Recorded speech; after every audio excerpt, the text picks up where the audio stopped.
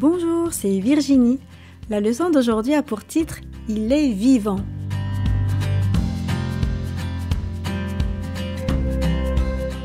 Le verset à mémoriser se trouve dans Marc 16, verset 15. Puis il leur dit « Allez dans le monde entier et prêchez la bonne nouvelle à toute la création ». As-tu déjà voulu partager une très bonne nouvelle? Tu ne pouvais attendre de l'annoncer, n'est-ce pas? Marie-Madeleine fut la première avec une autre femme à savoir que Jésus était ressuscité. Et elle ne pouvait attendre d'en faire part au monde. Après le sabbat le plus difficile dans la vie des disciples de Jésus, le dimanche matin était enfin venu.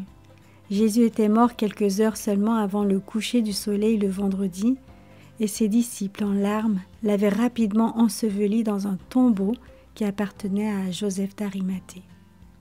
Les femmes qui étaient au pied de la croix quand Jésus était mort voulaient servir Jésus en prenant soin de son corps. Elles avaient suivi les disciples et observé comment il avait été placé dans le tombeau. Elles avaient aussi vu la lourde pierre qui avait été roulée devant l'ouverture du tombeau. Elles s'étaient également reposées le jour du sabbat, mais aux petites heures du matin, elles se hâtèrent de se rendre au tombeau avec des épices qui leur serviraient à embaumer le corps de Jésus. Qui nous roulera la pierre loin de l'entrée du tombeau? Se demandait-elle en marchant. Elle ne savait pas qu'un ange était déjà descendu des cieux et qu'accompagné d'un fort tremblement de terre, il avait roulé la pierre. Au nom du Père, il avait rappelé Jésus à la vie. Les femmes tremblèrent à la vue du tombeau ouvert. Courageusement, elles regardèrent à l'intérieur. Un ange resplendissant et glorieux leur dit « Soyez sans crainte.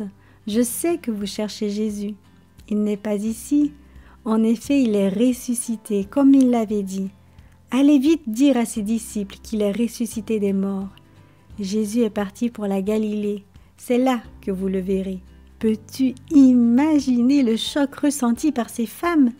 Après tous les événements des derniers jours, elles ne savaient plus que penser. La Bible rapporte qu'elles coururent rapporter la nouvelle aux disciples avec crainte et une grande joie. Les vois-tu laisser tomber leur peau d'épices et courir à toutes jambes jusqu'en ville? Penses-tu qu'elles débordaient d'énergie?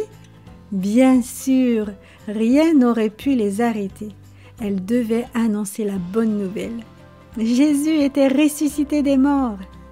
Aujourd'hui, nous avons l'honneur d'annoncer le même message au monde.